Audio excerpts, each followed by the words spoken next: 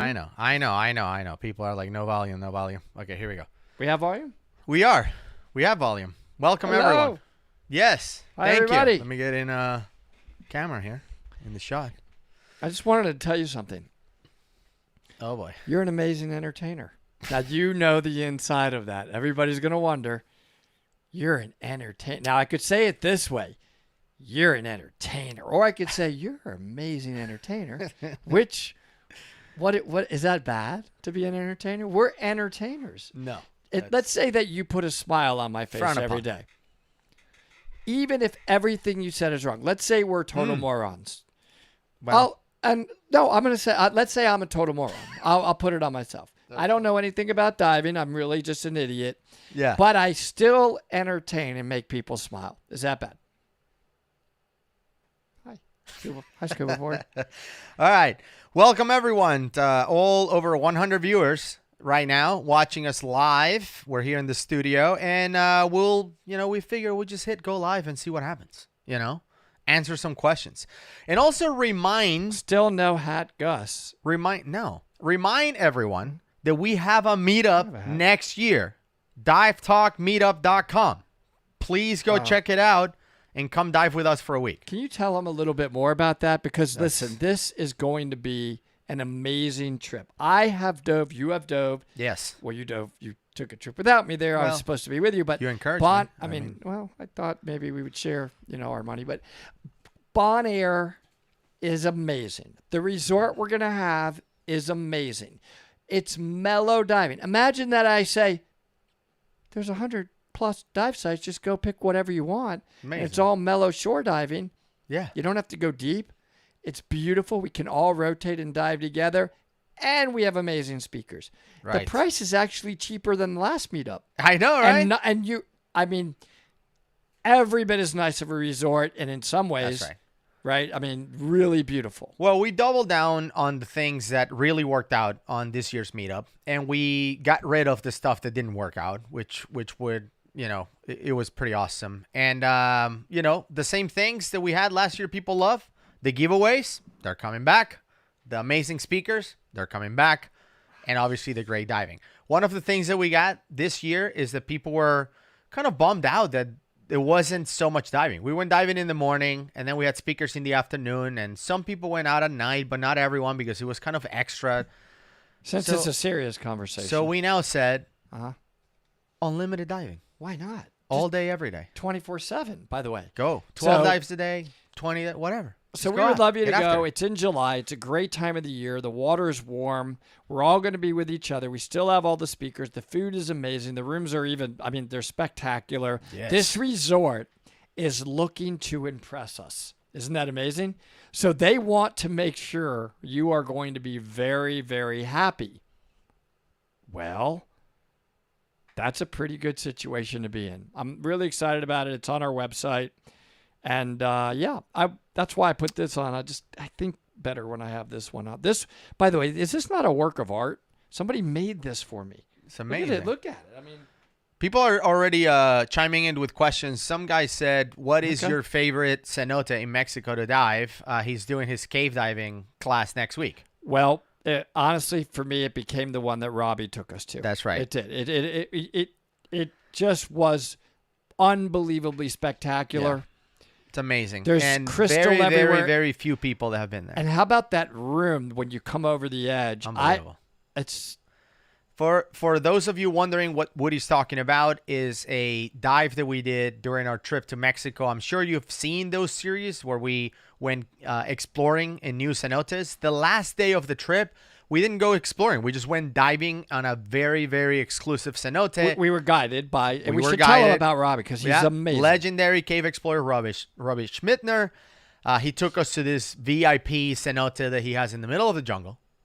And we recorded the whole thing, and he's coming out this Friday. By the way, there was a real jungle man. I'm not joking. Some guy that lives in the jungle just walked out by. I don't think he's been out of the jungle in 20 years. But for sure, you would never find this. Robbie has laid more line, according to Patrick Widman, than anybody else that we know in discovering caves. And this thing that he discovered, oh my goodness. So look him up and ask him to guide you. Is he independent or is he with ProTech? I think if they contact ProTech in Tulum and ask for Robbie Yeah. Schmittner, they'll connect you with him, Right. and he will take you. Wait till you see how you got to get there. Yeah. This Jeep he has, you're going through boulders, and you're like, I'm in the middle of the jungle, Right. and then all of a sudden he brings you into this thing. It's amazing. Really, really awesome. Okay, before we answer some more questions, I see a bunch of good ones. I have a surprise. You don't know about this. Well, okay. So a few weeks ago, you've been traveling a lot. You've been like busy with Working. business, right? So we haven't been able to dive that much. So I've been filling weekends with other things. I started hiking, just exercising, right? But I'm not doing dry caves like insane. Like people. hiking through your basement with air conditioning? No. Did you go outside? I know you. I know you. I started hiking, and I also did something that I've been wanting to do for a long time. Okay. Because people here, they know that I'm a fan of knives. They know I have knives. Like a gazillion. So I actually took a class and learned how to make knives. So No. now I can make knives. Wow. And I made a dive talk knife. No way. Yeah, my very first knife I've ever made. I want to reveal it here live. That's really cool. You didn't even know I made a knife. I didn't even know you know how to make knives. Exactly. Well, now I do. So I want to talk about it because there's a lot of That's cool. Easter eggs in this knife. I really wanted to think about something special for Okay. us. All right. So basically, the way I thought about it is, how people with cave divers, they say it's like the black belt of cave diving. It's Yes. like the samurais of scuba diving, right? I said, look, and we actually happen to dive a katana, which is kind of cool if you compare us with samurais. So I said, what could be a good companion for that analogy? And I did some research, and I found that samurais actually used a backup weapon. So their katana was their number one weapon. So I actually have one right here. So this is a katana. Okay. Wow. Legit. Yeah. Wow. That's So serious. this was the primary weapon for samurais. But, and it's real. Let me open it a little bit. People can see. Wow. Yep. Samurais took a backup weapon, just like soldiers do. And I decided to make that knife. What samurais use as a backup weapon. So here it is. I actually made a custom kydex as well for it. It's a Wow. dive talk knife. Wow. Yeah. I mean, So you on made this that side- whole thing. Yeah. So on this side, Wow. it has a cave arrow because we're cave divers with orange because of me. And then because you always Beautiful. like to remind people, which nobody believes, by the way. Let me just say that. Thank you. Nobody believes that your country, I am country. Deep down. you're not. Nobody I believes am. this. You've seen me out there with David anyway, Vigiano. I'm You country. say it so much that I gave you pink camo for the back. Oh, that is badass. So That's awesome. that's both of us, orange and pink. That thing's awesome. right? So let me. But you literally made the handle, all of that. Yes. This is the dive talk knife that I made. Wow. How about That's that? cool, man. And I'm gonna get closer to the camera so you can see. Look at the liners in the handle. Hey, let me see. How do I? Okay. How? See how it's pink and orange? The lines. Can you see it on the monitor? Yeah. And I don't even know where to begin. And- Do you use a machine to Yeah. put it to? And even the Wow. Very cool. you know man. the holes were filled with orange and pink as well. So this will now sit in the van, in our dive talk van, which a lot of people have been asking about, by the Super way. Cool. For us to do a tour of the van, and we'll eventually think do it we when should. we finish it. But I think we is should. my first knife ever made. Pretty good, right? So I'm not, because Really people nice. may ask, this is not a side business or whatever. This is just for fun. It's a hobby. But this is for the van. Wow. It's awesome. Yeah, I'll give it to you so you can check it out. That is really cool. So don't kill yourself with that thing. By the way, to open it, do I just? Yeah, you just pull. But the way I do it is I use my thumb to push away from the kydex. So that way you're holding the knife. The what? Kydex, the sheath that covers it. Oh, my God. Okay. That was like a please don't kill samurai yourself. the way I did that. Yeah, just like. So that is. Holy Oh, moly and it's camoli. obviously stainless steel because diving. No, I'm holding it. I want them to understand Right? it it's solid. Like, this is no joke. The handle solid. Yeah. You know, you're not going to shake it and hear a couple parts loose. No. Dude, that's awesome. Thanks Right? for dive talk. It turned out better than I thought. To be my first knife. No, I think you were doing it right. Oh my god. All right. No death. That was a samurai right there in action. let me have it. Very All right. awesome. So yeah, So you basically know how to make knives now. I do. Yeah. Like, do you have to go somewhere to make them, or do you buy like every knife making tool known to man? No, I'll give him a shout out. So there's this store called Old Town Cutlery. They're in Cumming, Georgia, and they do knife making classes. And they have all the equipment, all the machines. They walk you through it one by one. You pick, what kind of blade you're gonna make, the size of it, cool. the handle material, the collars. You do everything. You do all the work. It took me 6 hours to make it, Wow. but it turned out pretty good. Yeah. Yeah.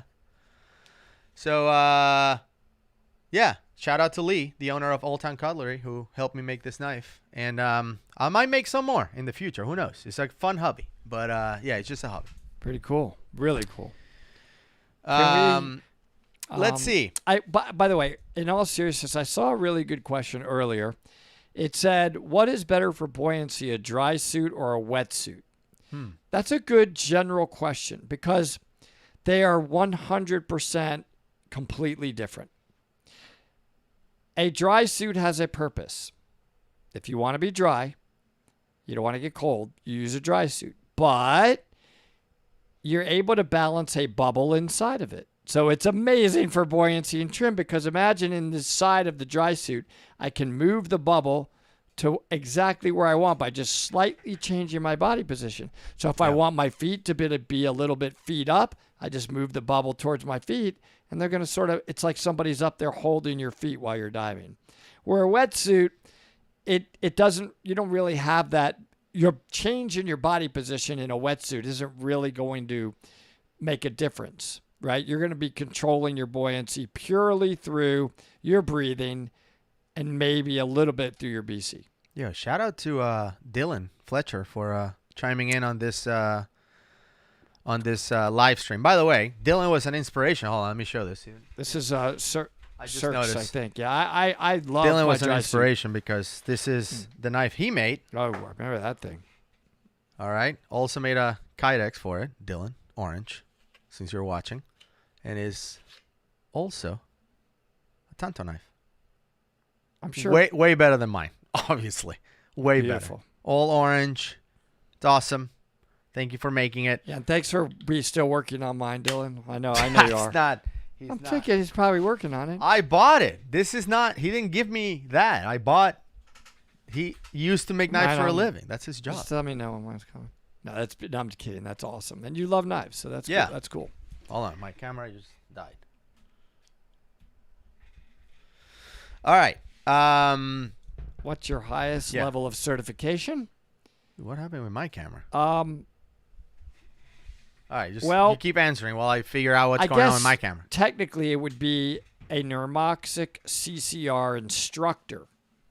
I'm also an instructor trainer, but I'm still most proud of a non-instructor level certification that I have. And I would have to give that to the DPV Cave certification that I earned from Ed Sorensen. I really do think that I had to work, that was the certification that I had to work the hardest on to earn. Ed didn't give me that certification. He will tell you, I don't give certifications, but I earned it, and I had to work really hard. It wasn't easy for me, that's for sure.